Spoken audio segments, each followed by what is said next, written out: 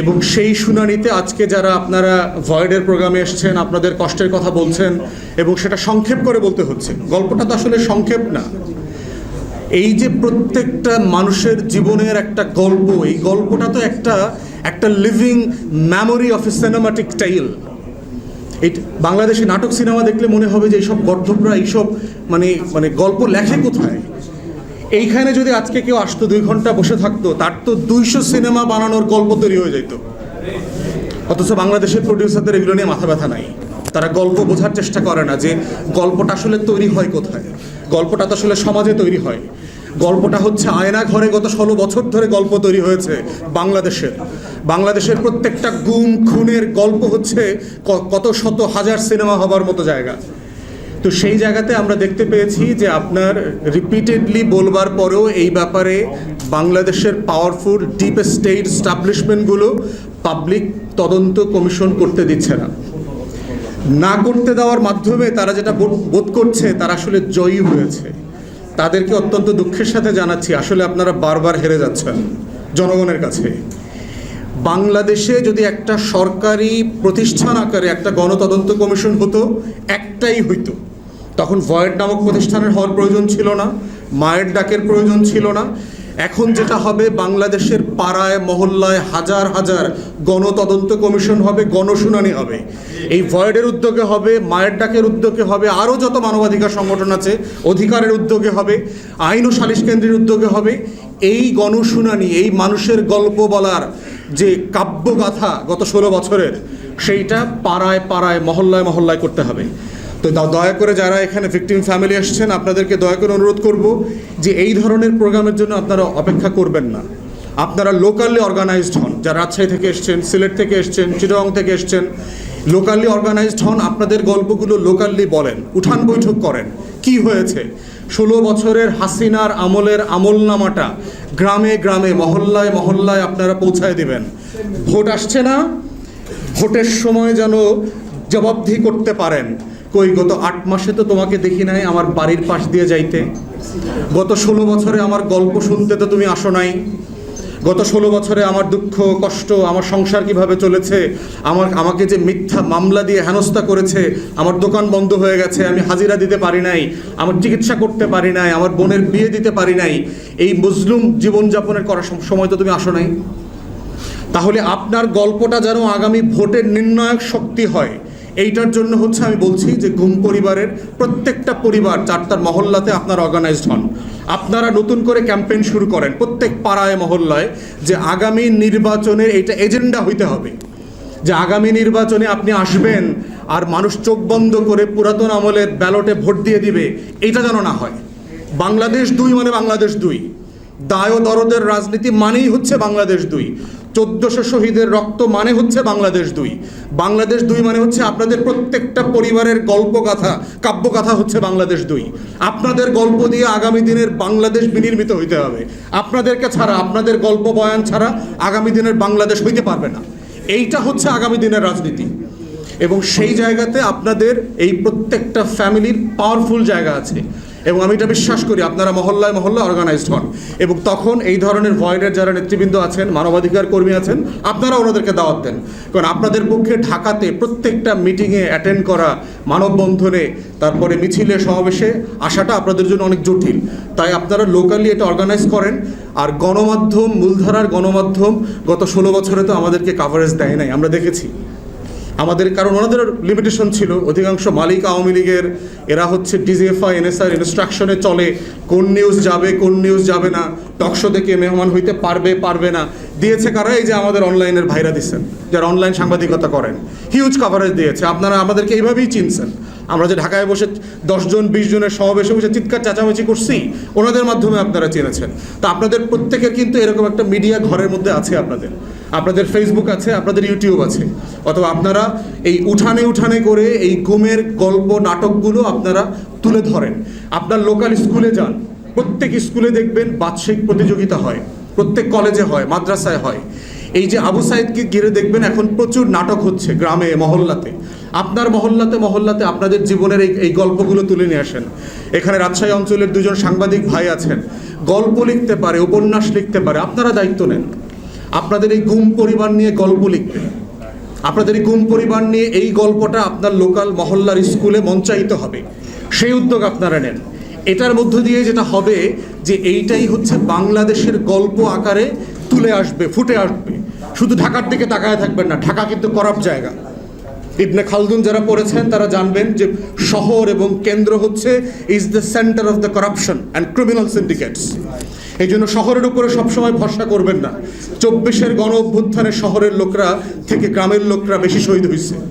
আমরা যখন শহীদদের কবর জিয়ারত করতে যাই, ঢাকাতে শহীদ পাওয়া যায় না, বড় বড় শহরে শহীদ নাই। বড় বড় শহরে শহীদ হয়েছে কিন্তু গ্রামের ছেলেমেয়েরা হয়েছে, শহরের লোকরা হয় নাই। তাহলে বাংলাদেশের সহ আমার এই রাষ্ট্রের প্রাণ হচ্ছে আমার প্রান্তিক জনগোষ্ঠী। ওই যে ভাই বলে গেছে, এমন লোকের বিরুদ্ধে মামলা দিয়েছে যিনি অশিক্ষিত মানুষ, জানেন না কি অবস্থায় আছেন, কিসের মামলা, কেন আমাকে হাজিরা দিতে হয়। অতএব সেই জায়গাটাকে আমরা দেখতে চাই যে এই জুলুমকে নিয়ে বাংলাদেশে একটা কালচারাল রেভলিউশন হয়ে গেছে। এবং আমি ভয়েডকে অনুরোধ করব, আরও যারা অধিকারের নেতৃবৃন্দ এখানে আছেন তাদেরকে অনুরোধ করব যে আপনারাও এই ইভেন্টগুলোকে মানে প্রান্তিকে নিয়ে যান। মানে এটা যেন শুধু শহরের মধ্যে না থাকে, প্রান্তিকের গল্পগুলো যেন ফুটে ওঠে। এখন হচ্ছে যে আপনার এই হইল কেন, এই যে গুম খুনের আয়নাঘরের জল্লাদ ঘরের যে নাটক দেখলাম আমরা 16 বছর, এই গল্পের শুরুটা কোথায় দেখেন? এই গল্পের শুরুটা হচ্ছে যে আপনার ক্লাস অফ সিভিলাইজেশন যদি কেউ পড়ে থাকেন, হান্টিংটনের theory, end of history, Fukuyama, আপনার পিনাক নামে আমেরিকার থিঙ্ক ট্যাঙ্ক আছে, project for new American century, যেটা 90-এর দশক থেকে তারা এটা নিয়ে কাজ করেছে। প্রত্যেকটা সুপার পাওয়ারকে তার এনিমি প্রজেক্ট করতে হয়, যে আমার ফিউচার এনিমি কে। এটা সব সুপার পাওয়ার করে। এটা যখন মুসলমানরাও যখন অটোমানদের মতো মানে সারা দুনিয়া বিজয় করে বেরিয়েছে, অথবা বাগদাদ থেকে আব্বাসিদ, উমাইয়াদরা যখন দুনিয়া শাসন করেছে, ফাতেমিদরা করেছে, সাফাবিদরা করেছে, তারাও করেছে। এটা ক্ষমতার সাথে সম্পর্কিত। তো ফিউচার প্রজেকশনটা এনিমি সাপেক্ষে করতে হয়। তো সেইখানে আপনার দেখবেন যে 90-এর দশকের যদি লেখাজোখাগুলো পড়েন, আপনার দেখবেন যে বিখ্যাত বইগুলো এসছে, প্রত্যেকটা বইতে ফিউচার এনিমি আকারে ইসলাম, মুসলিম সোসাইটি, মুসলিম কান্ট্রি এবং মুসলমানদের সভ্যতাকে আইডেন্টিফাই করেছে তারা, যে পশ্চিমা সভ্যতার আগামী দিনের শত্রু হচ্ছে মুসলমানরা। এবং জেনারেল ম্যাকক্লেস্কি নামে আমেরিকান বড় জেনারেল ছিল, তার একটা ইন্টারভিউ আপনারা ইউটিউবে এখনও পাবেন। সেটা হচ্ছে 1/11-এর ঘটনার আগেই পেন্টাগনে উনি গেছেন, ফেরবার পথে ওনার এক জুনিয়র অফিসার বলছে যে এখানে তো প্ল্যান হয়েছে 7টা মুসলিম দেশে যুদ্ধ করা হবে, ফ্লাড করে দিতে বলা হয়েছে। তো উনি আশ্চর্য হইলেন যে 7টা মুসলিম দেশ, তো আমরা মানে এটার কারণ কি, কেন হবে এটা? বলেছে এত কিছু জানি না, বড় ধরনের ইভেন্ট ঘটবে। তখনও কিন্তু 1/11 হয় নাই। এটা আমেরিকান জেনারেলের বক্তব্য, তার ভিডিও বক্তব্য আছে।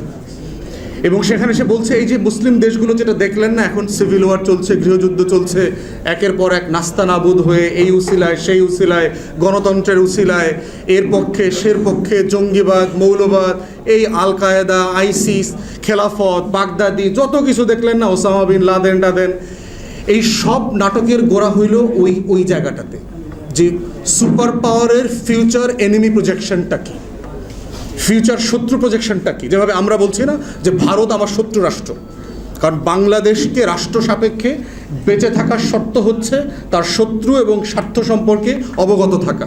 তো আমরা যেভাবে আমার রাষ্ট্রের সাপেক্ষে আমার স্বাধীনতা, সার্বভৌমত্ব, জাতীয় স্বার্থ সাপেক্ষে বলছি যে ভারত, মিয়ানমার আমার শত্রু রাষ্ট্র, ঠিক একইভাবে সুপার পাওয়াররা তার শত্রু রাষ্ট্র, শত্রুপক্ষকে সেটা আইডেন্টিফাই করেছে এবং এই পলিসি তারা চেঞ্জও করেছে। গত 2-3 বছর আগে অফিসিয়ালি পেন্টাগন, স্টেট ডিপার্টমেন্ট তার ফিউচার প্রজেকশন চেঞ্জ করে এটাকে চায়নাতে নিয়ে আসছে, যে তার ফিউচার এনিমি প্রজেকশন হচ্ছে এখন চায়না। তো সে আলোচনা যাব না। তাহলে সেই জায়গা থেকে দেখেন যে তারা একটা ডিসকোর্স তৈরি করেছে যে মুসলিম কান্ট্রিগুলো, এলাকাগুলোকে সেভাবে ডিল করবে। এই প্রজেক্টের নাম হচ্ছে আপনার ওয়ার অন টেরর। মুসলমানদের বিরুদ্ধে, ইসলামের বিরুদ্ধে নিরন্তর যুদ্ধের যে প্রকল্প আমরা দেখলাম, 1/11 হইল, এর পরবর্তীতে সারা ইউরোপিয়ান কান্ট্রিতে একের পর এক আপনার জঙ্গি নাটক, খুন, এন্ট্রাপমেন্ট, হাজার হাজার মুসলিম যুবকদেরকে আপনার বিভিন্ন জায়গাতে এলিউর করা, করে করে ট্র্যাপ করে করে জঙ্গি বানানো, সন্ত্রাসী বানানো। সেই নাটকের একটা বাংলাদেশ মানে পর্ব ছিল, যে দেখবেন যখন সিরিয়াল নাটক হয় তখন কিন্তু পর্ব থাকে, পর্ব অত। এদের হচ্ছে আবার মুসলিম দেশের পর্ব ছিল। এই পর্ব হচ্ছে বাংলাদেশ পর্বের ভিকটিম হচ্ছেন আপনারা। এবং এই বাংলাদেশ পর্বের সাথে আমেরিকান এনিমি প্রজেকশনের সাথে এখানে দিল্লির প্রজেক্টটা এখানে যোগ হয়েছে। এই দুই প্রজেক্টের সাথে লোকাল ন্যাশনাল সিকিউরিটি থ্রেট আকারে হাজির হয়েছে আওয়ামী লীগ, জাতীয় পার্টি, 14 দল, আমাদের সুশীল গণমাধ্যম, এই বিক্রি হয়ে যাওয়া মস্তিষ্ক যেগুলো আছে, হেলমেট মস্তিষ্ক যেটা আমাদের তরুণরা বলেছে, এই হেলমেট মস্তিষ্করা হচ্ছে এই পুরো চক্রের অংশ। অতএব সেই জায়গাটাতে বুঝতে হবে যে কেন এই যে ভাই বলে গেলেন দাড়িওয়ালা, টুপিওয়ালা, জুব্বাওয়ালা ধর্ম প্র্যাকটিস করে তাদের কি করছে। যেহেতু 9/11-এর সময়টা পুরোটা আমি লন্ডনে ছিলাম, লম্বা সময় ছিলাম, এইটার ভিকটিম আমি নিজেও হয়েছি। এই গল্প আপনাদেরকে অন্য একদিন বলবো আর কি। বাস থেকে নামায় দেওয়া, এখানে নামায় দেওয়া, কাজে গেলে জিজ্ঞাসা করে দাঁড়িয়ে রাখছো কেন, এই ধরনের জায়গা সভ্যতার যারা এরা তো নিজেদেরকে সভ্য দাবি করে না, ওই সব জায়গাতেও আমরা ফেস করেছি। একই সিভি ওখানে জরিপ করা হয়েছে, একই সিভি এক্স্যাক্টলি লেখাপড়া সব সমান, শুধু নামটা চেঞ্জ করে দেওয়া হয়েছে। মোহাম্মদ অমুকের জায়গায় জন ডেভিস দিয়ে দেওয়া হয়েছে। তাকে ইন্টারভিউতে ডাকে, কিন্তু ওই মোহাম্মদ নামধারী লোকটাকে আর ইন্টারভিউতে ডাকে না। একই CV, exactly same CV, exactly same CV. একটা মুসলিম মেয়ে হিজাব পরে, নেকাব পরে, তাকে আর ডাকে না, কিন্তু একটা মহিলাকে ডাকে যিনি এই কাজের সাথে জড়িত না, তিনি নন মুসলিম। একই CV, exactly same work experience, same educational background. তো এই ডিসক্রিমিনেশনগুলো আমরা দেখেছি। অতএব সেই জায়গাতে যারা ভিকটিম ফ্যামিলি আছেন, যারা এগুলো নিয়ে ক্যাম্পেইন করছেন, আমাদের হচ্ছে ভিকটিমদের হয়ে লড়াইটা যেমন জরুরি, এই লড়াইটা চালিয়ে যেতে হবে। এই লড়াইয়ের মধ্য দিয়ে কারা কারা আমাদেরকে শত্রু নির্ণীত করেছে তাদেরকেও চেনা জরুরি। তাদের কোনো পড়া ফাঁদে যেন আমরা না পড়ি, এবং এই ফাঁদে আমাদের আলেম ওলামায়ে কেরাম বহুবার পড়েছেন। এখানে অনেক আলেম ওলামায়ে কেরাম আছেন, আমাদের এই আলেম ওলামায়ে কেরামরা বারবার পশ্চিম এবং দিল্লির ফাঁদে, আওয়ামী লীগের ফাঁদে বারবার পড়েছেন এবং এখনও পড়ছেন বলে আমরা অনেক অনুষঙ্গ দেখতে পাচ্ছি। অতএব খুব সাবধান, আপনারা ফাঁদে পড়া মানে হচ্ছে এইখানকার কোটি কোটি মানুষ, কোটি কোটি মুসলমান বিপদে পড়বে আবার। তো এই জন্য হচ্ছে প্রতিবাদ করতে হবে, লড়াই করতে হবে, শত্রু চিনে করতে হবে, ন্যায্যতার ভিত্তিতে করতে হবে। নিজের হাতে আইন তুলে নেওয়া যাবে না। ঠিক একইভাবে হচ্ছে নোংরা কোনো ক্যাম্পেইনের অংশীদার হওয়া যাবে না। শুধু ঘটনা ঘটলো আর হচ্ছে আমি দৌড়ায় পড়লাম, দাবড়ায় পড়লাম, হাজারে হাজারে মিছিলে নেমে গেলাম, এই অনুভূতিতে আঘাত হয়েছে, ওই অনুভূতিতে আঘাত হয়েছে, এই ধরনের সস্তা প্রতিবাদে নামা যাবে না।